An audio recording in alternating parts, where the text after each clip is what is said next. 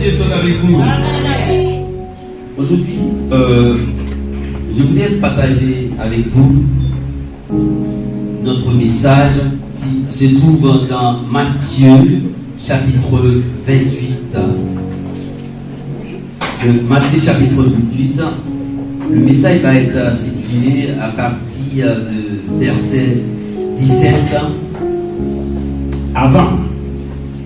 Mais je vais lire pour vous à partir des 16. Les 11 disciples allaient en Galilée sur la montagne que Jésus leur avait désignée. Quand ils le virent, ils l'adorèrent. Mais quelques-uns eurent des doutes. Jésus étant approché, leur parla ainsi. Tout pouvoir m'a été donné dans le ciel et sur la terre. Allez, faites de toutes les nations des disciples, les baptisant au nom du Père, du Fils et du Saint-Esprit. Et enseignez-leur à observer tout ce que je vous ai prescrit. Et voici, je suis avec vous tous les jours jusqu'à la fin du monde. Une fois de plus, que la paix de Dieu soit avec vous tous. Amen. Vous pouvez remarquer, Jésus, c'est quelqu'un incontournable. À chaque chose, chaque personne, n'importe quel degré ou à n'importe quel niveau que vous êtes, quand on parle de l'histoire, soit on dit avant ou après. Parce que c'est quelqu'un qui, on ne peut pas parler de l'histoire sans dire, parce que Jésus voulait changer. Jésus nous a ordonné avant de monter dans les cieux, dans le ciel pour retrouver son Père, d'aller faire disciples. Le message que je voulais aujourd'hui prêcher, c'est être disciple de Jésus. Voulez-vous être des disciples de Jésus-Christ ce matin? C'est ma grande question. Vous savez, pour être disciple, il y a beaucoup de principes, beaucoup de choses à mettre en place. Comme vous pouvez remarquer, et comme vous connaissez, quand on parle des disciples, discipulus, élève, quand on voulait devenir élève de quelqu'un, on est prêt à apprendre. C'est ce qu'il va nous donner. Et on va mettre en application ce qu'il voulait nous donner. Quand on est en train de, ou on est disciple de quelqu'un, on les suit à la lettre. Parce qu'assez souvent, nous répétons, nous disons, je suis disciple de Christ. Nous venons à l'église. Il est important, oui. Comment? Christ nous a appelés à être disciples, pas être disciples pour rester à l'église, mais c'est être disciple pour faire des disciples. Il a dit, faites des disciples. Ça veut dire quand je suis devenu le disciple de Christ, alors je travaille dans son royaume à faire d'autres disciples. C'est pour ça qu'il est dit, apôtre Paul à Timothée, il faut confier cette parole à quelqu'un qui est capable d'être fidèle avec cette parole et transmettre aux autres. Si vous dites vous êtes disciple, pour être un véritable disciple, il y a 6 choses à faire. 6 choses à faire. Je ne sais pas si j'aurai le temps pour tout développer, mais il y a 6 choses. Retenez bien, il y a 6 choses. Premièrement, pour être disciple, il faut avoir un esprit transformé. Pour être disciple, il faut avoir un caractère transformé. Pour être disciple, il faut avoir une relation transformée. Pour être disciple, il faut transformer votre habitude. Pour être disciple, il faut que votre service soit transformé.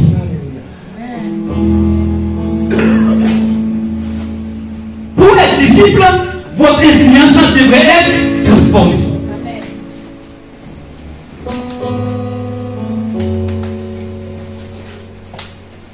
Avoir un esprit transformé. Vous ne pouvez pas me dire, vous êtes les disciples de Christ. Vous devez travailler à la manière de Christ. Regardez, Christ n'a pas regardé son royaume divin. Il s'est fait tout bas.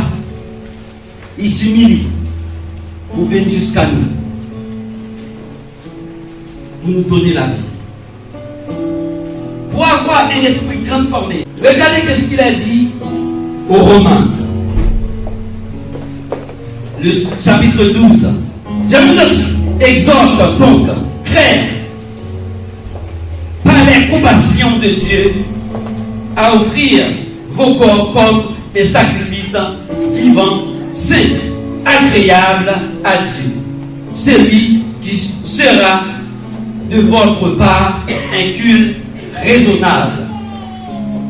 Ne vous conformez pas au siècle présent, mais soyez transformés par le renouvellement de l'intelligence, afin que vous discernez quelle est la volonté de Dieu et ce qui est bon et agréable et parfait.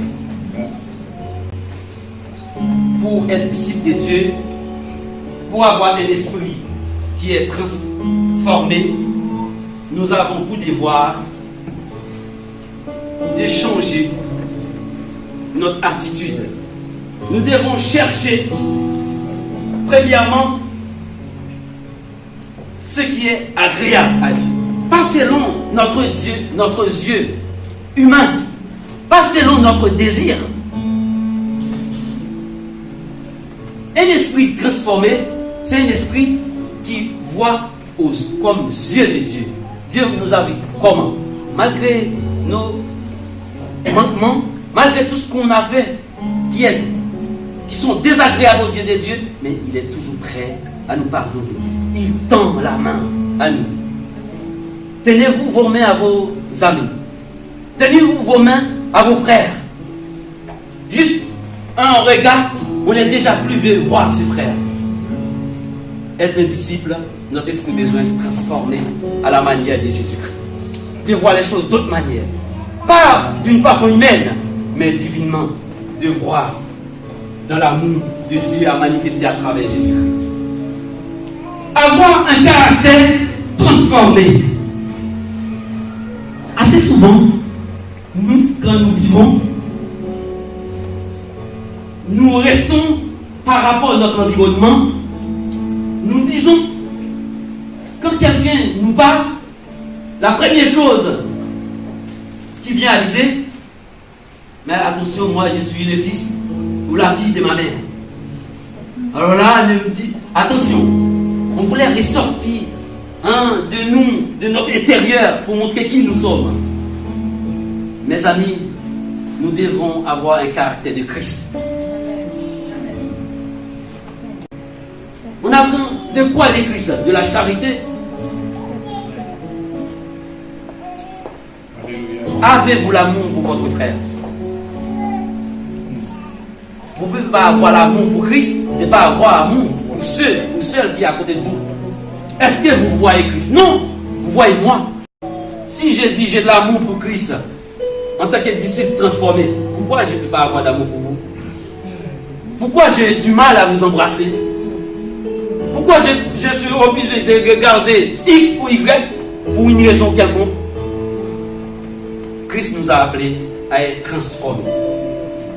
Une lumière pour le monde. Le sel qui devrait saler le monde. Saler le monde comment? De limiter le monde ou de limiter Christ? Si nous limitons Christ, nous manifestons les actions de Christ. Ayez l'amour de Christ. Dans le verset, il parle, il y a 3 verbes, 4 verbes. Aller, faire baptisés.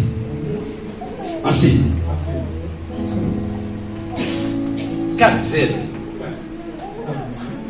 Est-ce que vous allez? Faites-vous des disciples.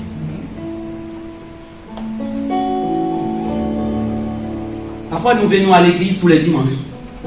Parce qu'on va mettre des belles robes, des belles chemises.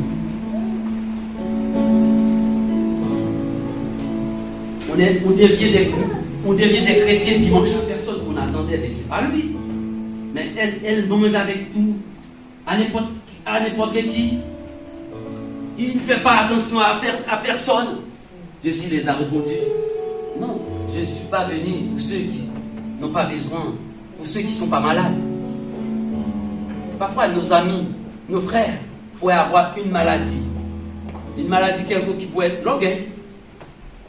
C'est quelqu'un, une maladie qui n'est pas paisible. Nous avons besoin de la tolérance. Nous avons besoin de tolérer les uns et les autres. Si nous n'avons pas cet esprit, on n'est pas disciple transformé. Notre attitude n'est pas transformée. On est encore, comme a dit l'autre, on est avec le vieux manteau sur nous. Mes amis, nous avons besoin de transformer par le Saint-Esprit. C'est le Saint-Esprit de Dieu qui veut nous transformer. Nous ne pouvons pas dire, alors nous sommes disciples transformés, nous transformons notre habitude, on vient à l'église quand on veut.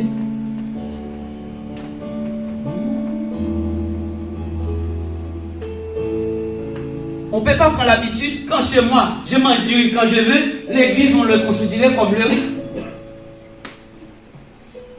Je viens à l'église quand je veux. Si j'ai envie de regarder un match de foot, on devrait donner priorité premièrement à notre cœur spirituel, à notre nourriture spirituelle.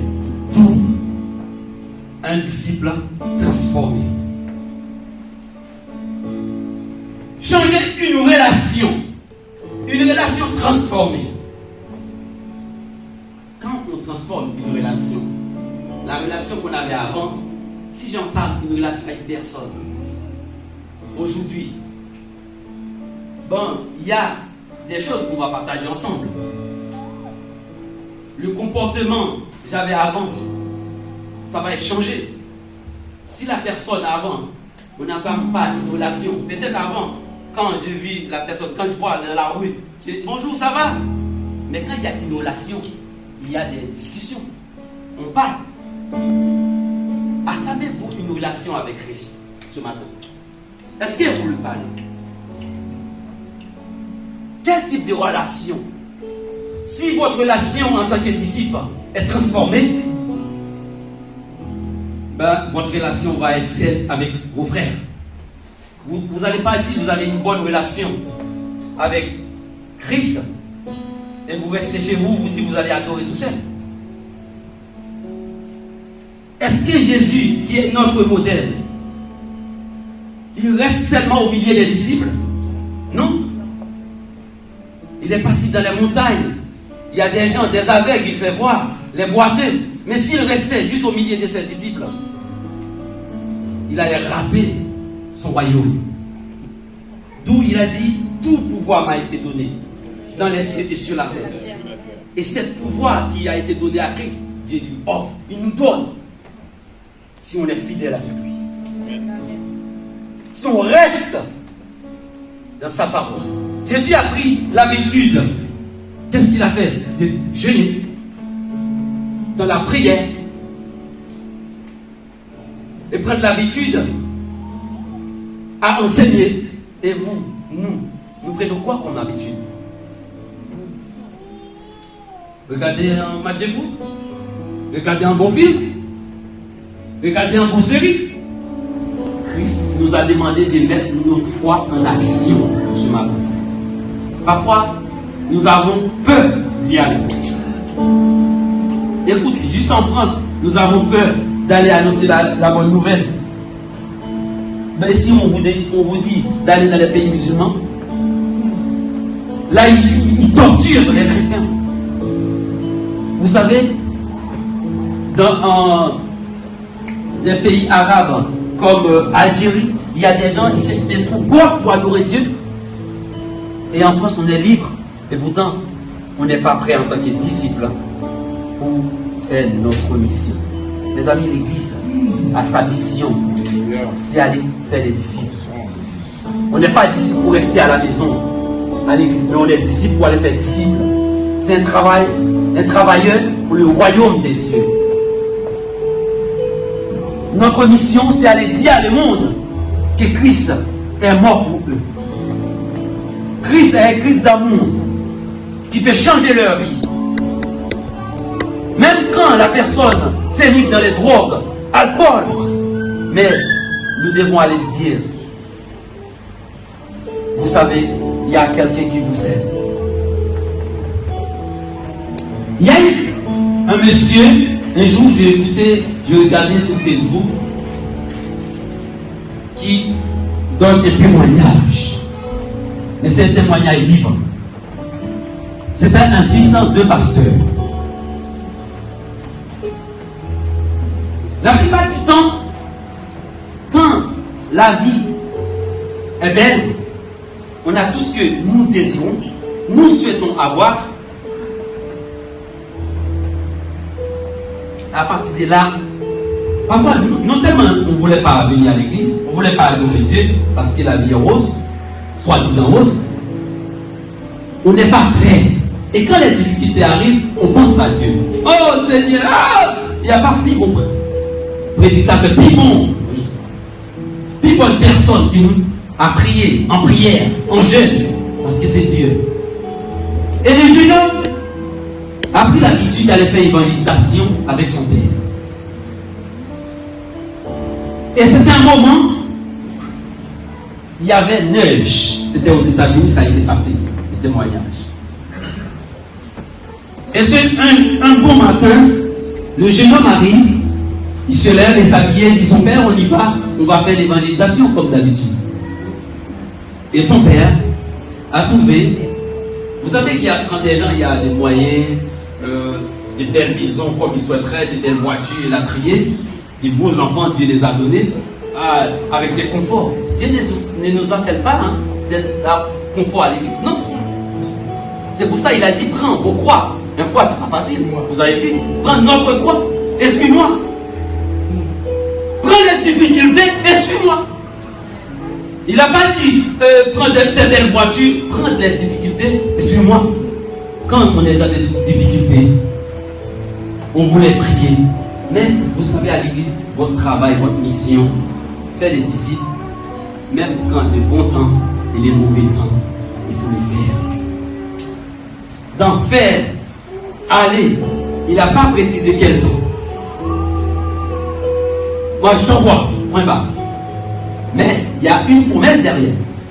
Je suis avec vous jusqu'à la fin du monde. Et Dieu, tout ce qu'il promet, toute sa promesse, il respecte. Évidemment. Et le jeune homme dit à son père, bon, vous ne voulez pas y aller, moi je ne vais pas tout seul. Le monde a besoin de vous, mes amis. Il y a des vies à sauver pour Christ. Si vous restez ici, à l'intérieur de ces deux murs, et en pensant que vous êtes chrétien, oui, mais vous n'êtes pas transformé. Et le jeune homme est parti, à peine 14 ans par là. Pas de quand parfois on dit on est trop jeune pour servir Dieu. Mais il est bon aussi quand on a. C'est pour ça que la Bible a dit enlever nos enfants selon la parole de Dieu. Et qu'il a pris l'habitude d'aller avec son père l'a toujours accompagné. Ces jours-là, son mari est décédé, elle est veuve. C'est pour cela à l'église, mes amis. Si on a l'amour l'un pour l'autre, il faut qu'on sache, nos frères et nos sœurs, qu'est-ce qui se passe dans la semaine, qu'est-ce qui se passe quand on ne le voit pas. C'est important, comme le pasteur vient de dire, il voulait aller voir frère Marcelin. C'est bien, parce que parfois, en allant visitant quelqu'un, en embrassant quelqu'un, on encourage. Parfois, il y a l'esprit malin, il y a une seule esprit. Il n'y a personne qui ne veut pas de moi. Ce matin, s'il y a les autres qui ne voulaient pas qui ne voulait pas de vous. Jésus veut de vous. Jésus vous aime. Si vous voyez, Jude ne vous aime pas, mais Christ vous aime, je vous dis ce matin. Et les jeunes hommes, en tout temps, de la part, l'esprit l'a poussé, taper. Et vous savez, il y a la vieille dame qui était veuve, elle voulait se faire suicider. Parce qu'il n'y a personne qui peut calmer d'elle. Ses enfants ne viennent pas le voir. Ah, ça peut arriver, hein? Vous avez des enfants qui ne viennent pas vous voir. Hein? Parce qu'il a dit maman et papa. C'est pas les cas pour nous. Bah, les enfants viennent nous voir, ils restent avec nous. Mais ailleurs, il y en a que les parents qui deviennent médecins, avocats, docteurs, ils n'ont pas le temps pour les parents. Et la vieille dame reste après la mort de son mari. Bah, elle a dit, il n'y a personne qui vient me voir. C'est vivre ou mourir. J'ai décidé de mettre fin à ma vie. D'où la raison, on a besoin de se déplacer ici pour aller faire des disciples. Et les jeunes hommes continuaient à taper la porte. Et la dame qui était avec banquette en bas et la corde pour tout son cou, juste pour envoyer, dit, mais c'est qui vient m'embêter là? Toc, toc, toc, toc, frappe, il tape. Et la dame a essayé d'ouvrir la porte pour voir ce qu'il va en dire. Il a dit, madame, tenez, Jésus vous aime. Il y a toute forme d'évangélisation pour une personne, tout simplement Jésus. On a fait des mauvaises habitudes dans l'évangélisation. On a fini, la personne est convertie, va trouver l'autre. Si on est parti dans un autre pays, je peux comprendre. Mais si c'est à côté, on pourrait donner l'adresse de l'église. Et bien la dame cherchait l'adresse de cette église. Et quand la dame est arrivée, elle a trouvé l'église. Et c'est le moment pour dire qui est nouveau, quel visiteur ou visiteuse qui vient nous visiter. Et la dame s'est levée et prend le micro pour parler. Et la dame a témoigné qu'il voulait susciter sa tête. Il voulait susciter. Et voilà, il y a un petit garçon qui passait de chez moi, qui m'a donné ce papier, qui m'a fait comprendre qu'il y a quelqu'un qui m'aimait. D'où ma présence. Vous savez, cette dame, le petit a sauvé la vie. Juste qu'il a dit la dame, Christ l'aime.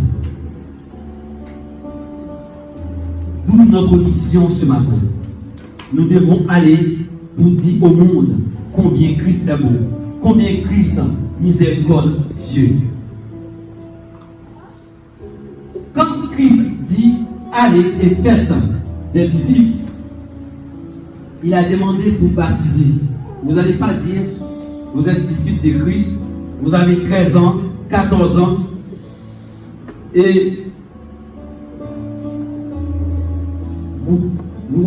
vous êtes à l'église pendant un moment de la durée et vous ne ressentez pas de se faire baptiser. Passez du temps à l'église, mais vous n'êtes pas intéressé à l'enseignement. La parole de Dieu, c'est une arme, c'est une épée. On a besoin pour trancher l'ennemi. Nous avons pour devoir en tant que disciples transformés de plonger dans la parole de Dieu, d'étudier au jour le jour. Une fois, j'ai écouté un pasteur qui parlait, qui dit qu'il y a plusieurs types de chrétiens. Il y a des chrétiens, ils viennent juste à l'église, un beau dimanche. Il a sa Bible dans sa main, juste quand il va venir à l'église, le dimanche. Un soldat, il a besoin de manipuler son âme. Notre âme, aujourd'hui, c'est la Bible. Mes amis, nous devons manipuler la Bible. Manipuler, c'est de lire. Et on demande à Christ de nous faire comprendre. Dans la promesse de Dieu, la promesse de Dieu, c'est avec nous tous les jours. Dans la promesse de Dieu, Dieu, dans le fait d'être avec nous, il va nous habiller de son Saint-Esprit. quand on n'a pas le Saint-Esprit de Dieu, on a peur de prêcher la parole. On a peur de faire l'évangélisation. On a peur d'aborder les gens. Si on revêt de l'amour de Christ, on aura courage de pardonner nos frères, de tolérer. Vous savez, à chacun de nous, on est né avec des caractères. Deux enfants de même mère, même père, avoir des caractères différents. Alors, et ma soeur et mes frères, ils ne sont pas même parents. Pourquoi je ne peux pas le tolérer? Mes amis, vivre ensemble demande de sacrifice. Christ a sacrifié sa vie. Vivre en communautaire demande, exige le sacrifice. Être chrétien exige le sacrifice aussi. Si vous n'acceptez pas de vous sacrifier, de faire un effort, on va avoir toujours du mal à être bien à côté des autres. Avec ça, on devient des chrétiens sectoriels, des chrétiens clans. Moi, je suis à côté de jeunesse, je ne suis pas à côté des autres. Je suis à côté des femmes, mais je ne suis pas à côté de la jeunesse. C'est un chrétien clan.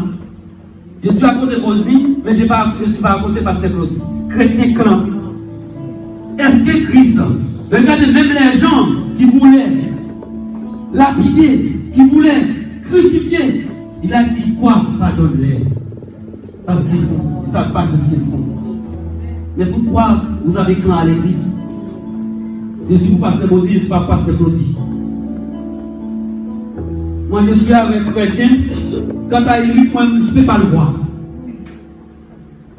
Où vous avez trouvé ce comportement?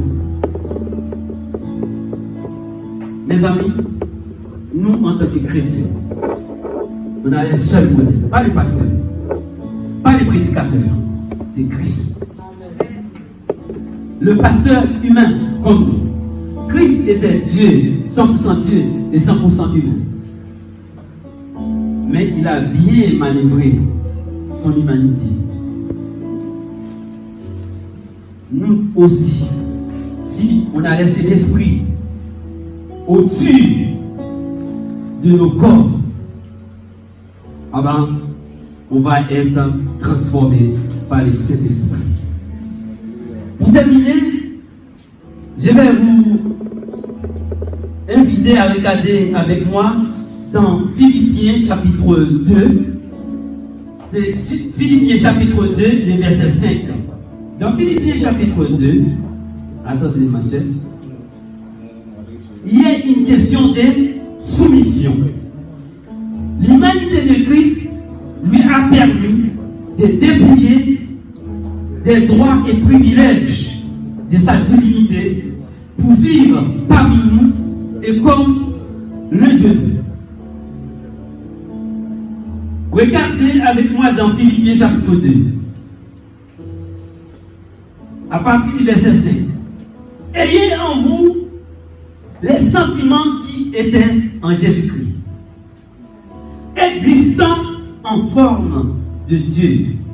Il n'a point regardé son égalité avec Dieu comme une proie à arracher, mais il s'est dépouillé lui-même en prenant une forme de serviteur, en devenant semblable aux hommes, et il a paru comme un vrai homme.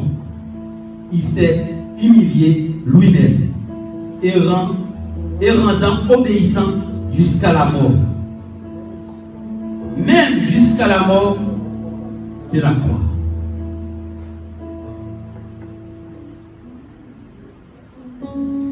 Nous avons une mission. Mais pour réaliser, pour travailler dans le royaume de Dieu, nous devons soumettre à la loi de Dieu. Nous devons avoir l'humilité. Quand on a l'humilité, on ne va pas penser l'être. Bac plus 5, bac plus 20, un camarade ni moi. Ni il n'a pas été à l'école. Non. Tout simplement, Dieu voit tout et chacun avec le même yeux. Moi je suis un pécheur, elle ou il un pécheur. Moi égoïste, l'autre égocentrique, l'autre orgueilleux. Dieu nous a appelés à avoir l'humilité,